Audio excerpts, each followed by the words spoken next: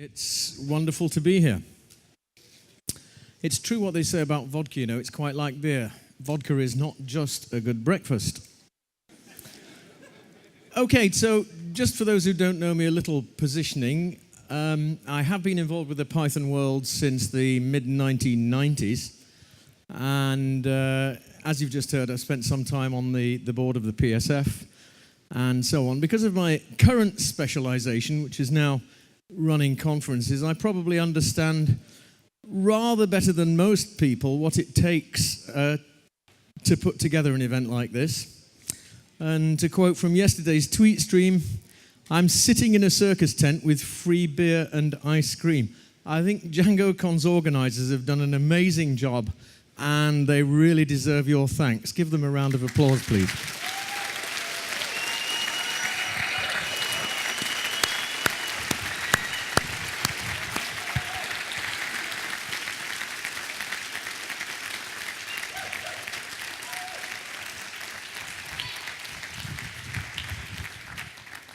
So, I've invested large amounts of time in the Python community, and I believe that the Python community, and the Django community is a subset of it, has a very well-deserved reputation as one of the more welcoming open source communities. So today, I'm talking maybe a little bit more broadly than just Python or Django. I think what I have to say applies to all open source communities to some extent or another.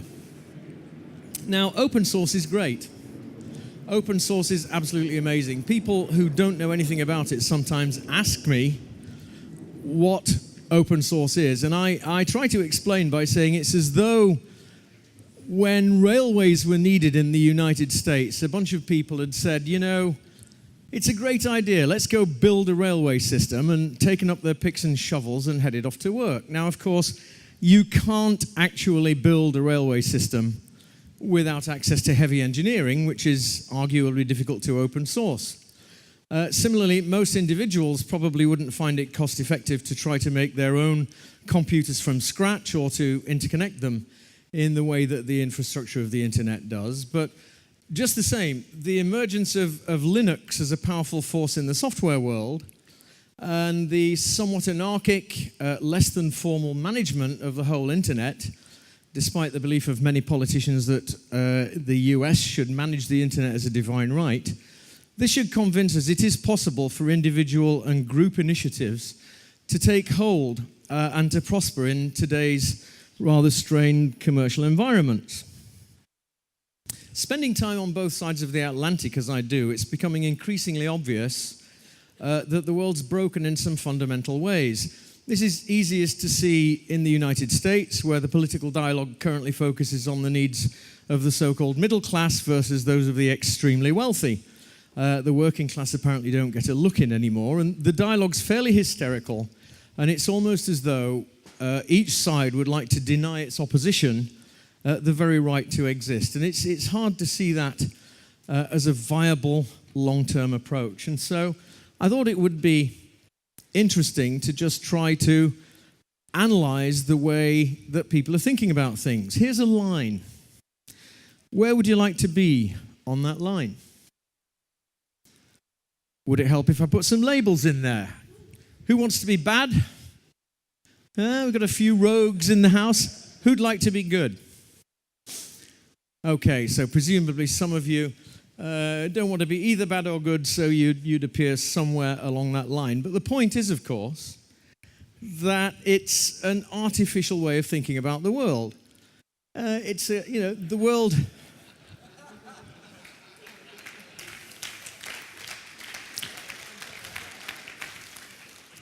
This will change.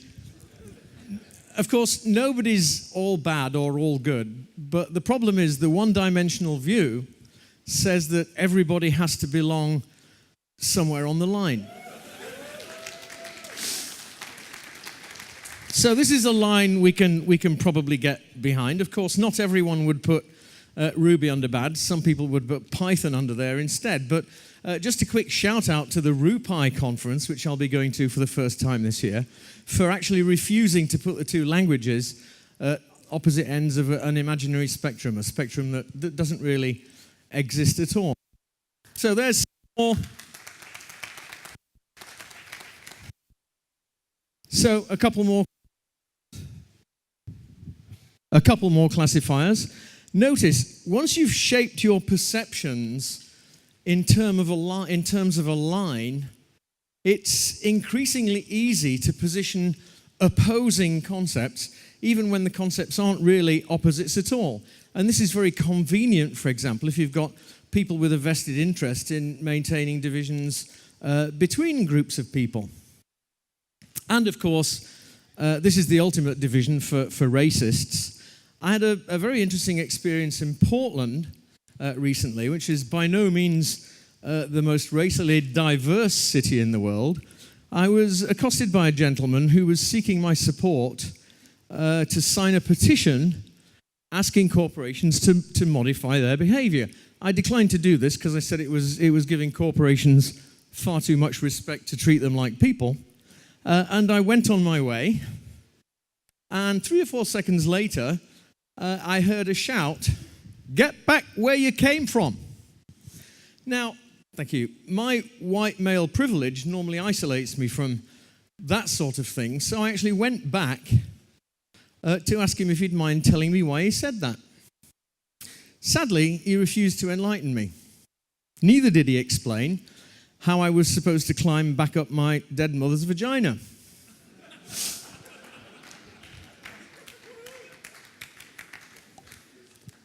Which is, after all, where I came from. So, of course, we can all choose our own clusterings, right? We can cluster how we want. The key to narrow worldviews is their subjectivity. Just draw a line with good at one end, bad at the other, put all the things you like on the good end, all the things you don't on the bad end, and voila, no further need to think at all. As a father-in-law of mine once used to say, the thing about bigots is you always know where you are with a bigot. But this linear thinking isn't actually helpful. In today's world, which is very complex, we have to accept that each individual life is a complex mesh of interacting influences, and very few people actually have the sources to achieve anything much on their own. And open source, of course, is a prime example of that. I think most of us would admit that, if we'd not had the help of many other people, we'd not have achieved our own goals. So we really need to broaden our thinking somewhat. I'm speaking to an intelligent audience, so I suspect I may be preaching to the choir, but the problem is the world is far more complex than any individual can grasp. So we have to try to simplify it in order to be able to understand it. But every understanding is a simplification. To a first approximation, the universe, I sometimes think of it as an infinite dimensional space. And certainly conceptually, that's the case. So here's another way of looking at things. Now we're using Venn diagrams, and again, this is a simplification, a slightly less one-dimensional simplification, but the problem is just the same. The lines surrounding the sets effectively divide the world into two, and you're either inside the line or you're outside the line. So again, this way of viewing the world tends to exclusivity. More broad-minded people, of course, probably see themselves as a member of the aggregate group programmers. But just the same, we're only looking at one dimension. The world's actually a lot more complex than that. Now, this is one that really gets to me. I mentioned the US political dialogue, and at the moment, neither of the major parties really seems to be terribly interested in the needs of their opponents' supporters, even though clearly anybody who governs a country like the United States has to govern the whole population. They can't just govern on behalf of the people who voted for them. And so political dialogue in the USA has been polarized now to the extent that government is largely crippled. Now, the real situation, of course, is that we all have much more in common than we might like to think. Even for the politicians who oppose each other every day. And in America, we were recently treated to the very unedifying spectacle of a set of democratically elected representatives refusing to pass a relatively moderate gun control law that had the approval of 90% of the population. Now, that makes me think that probably other forces are at work here besides simple democratic representation. And I think that the open source world actually has quite a lot to teach people. The open source way of doing things focuses on objectives and goals rather than on personalities, or at least it tries to. And in fact, of course, there is no such thing as an objective truth at all. One of my favorite quotes is that quote by the architect of the British National Health Service, a Welsh politician called Aneurin Bevan, and he used to say, "You tell me your truth, and I'll tell you mine." Our view of the truth is subjective. Different people's points of view differ according to their backgrounds, according to their experiences, according to the way people have treated them.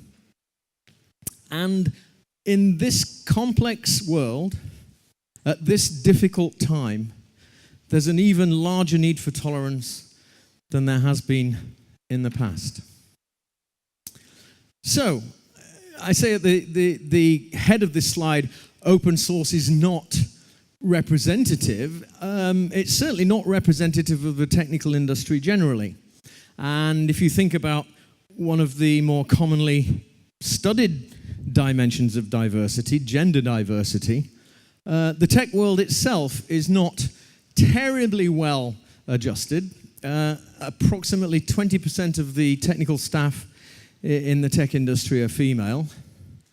And I think the picture, as far as the open source world generally goes, is about 2% female. So the open source world is not representative of the world generally, and some people seem to think that's all right. I personally don't. Now, it seems to me it would be foolish to require every open source project to maintain a specific profile. So many men, such a proportion of women, so many people with beards, so many left-handed people, that kind of thing. But at the same time, if we exclude people, or if we are even unwelcoming, because being unwelcoming is being exclusionary, then we actually deny ourselves access to the most critical resource that we need. Open source runs on people.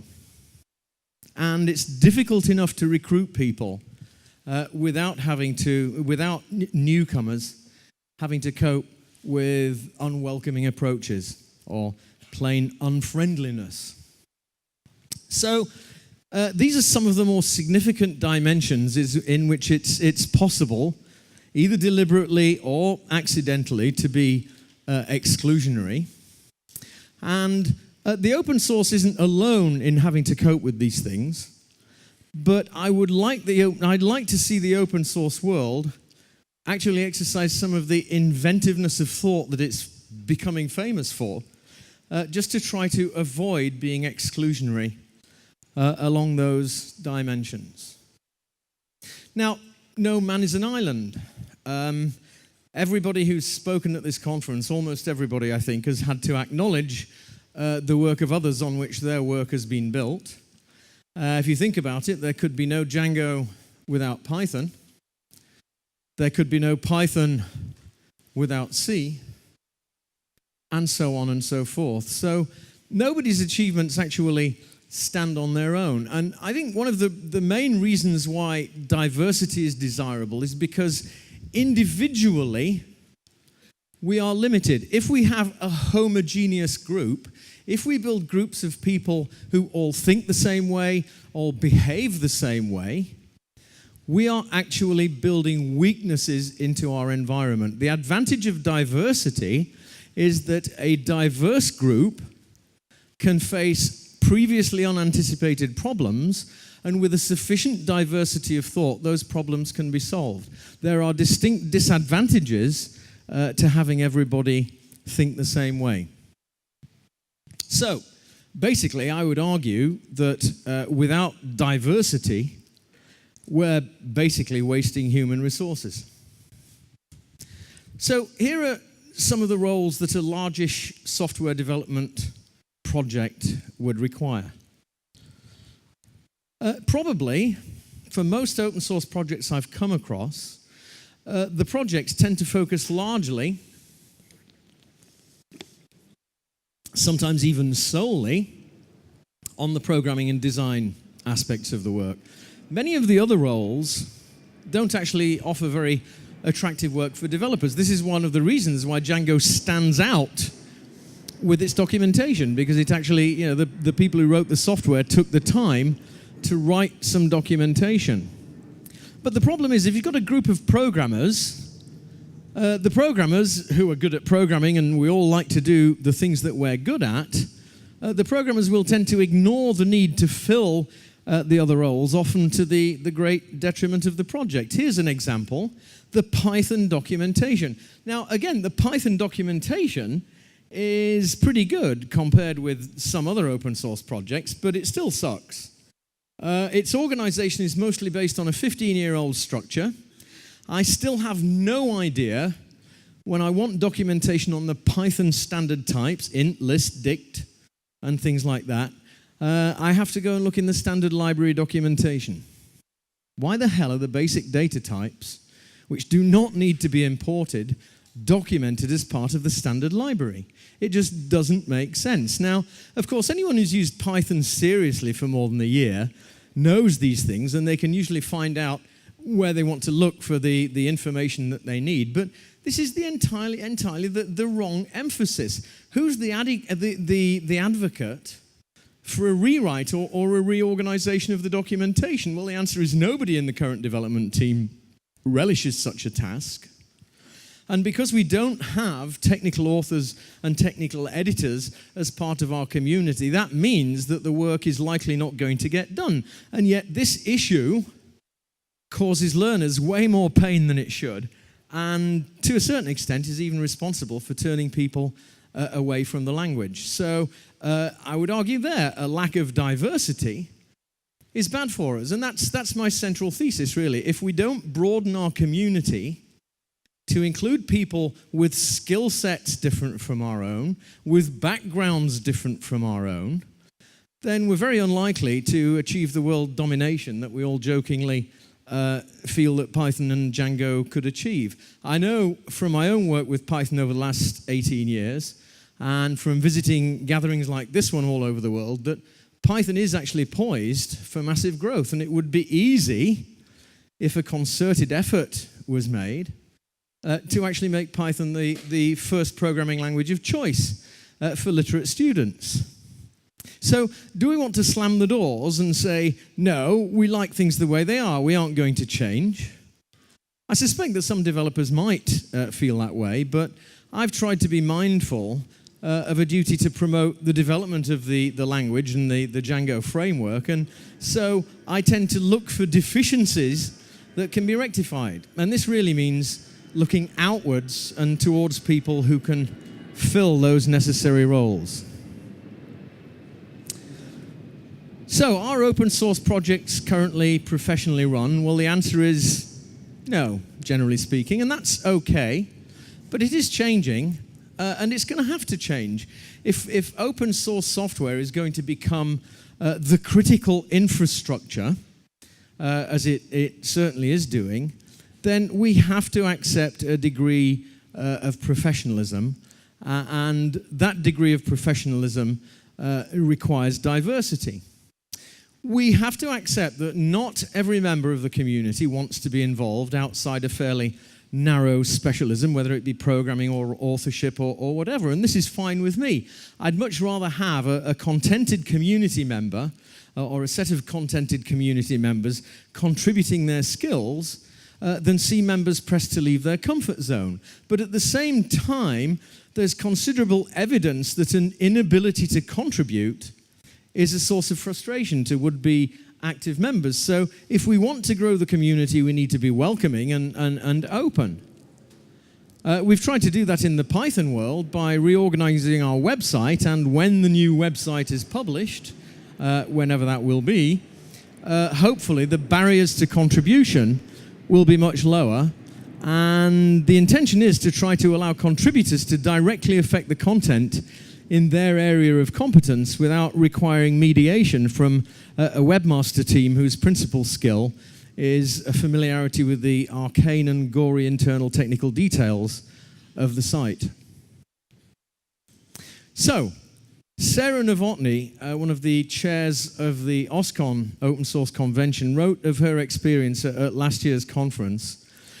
And so I really like this quote: "We must challenge the idea that if someone really wants to use a piece of software, he or she should be willing to slog through half-written documentation, the actual code base, and an unkind user interface." And this is an approach that I've tried to promote with the Python developers with, I'm sorry to say, somewhat limited success, and I can think of several reasons why this might be so.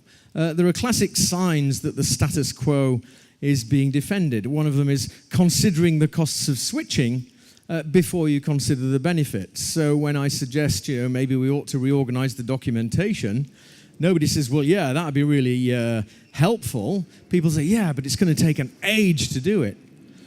Sometimes highlighting the pain to a few people instead of benefits for the many, or focusing on short-term costs instead of long-term benefits because the short-term is more vivid to you.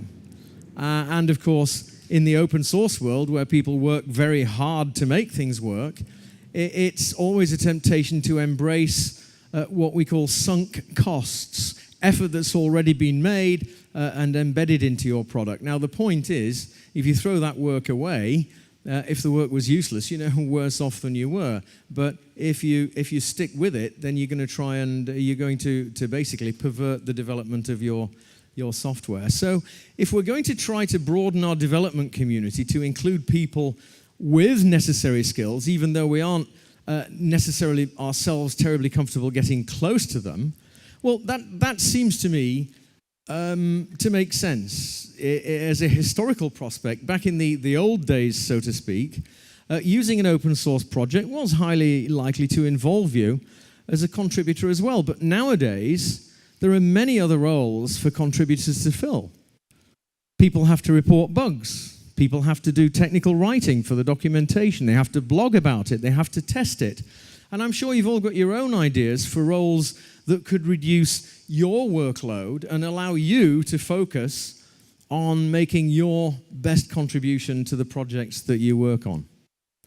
David Eves of Mozilla Corporation has done a lot of work on how software communities can use metrics to improve their development process and to monitor community involvement.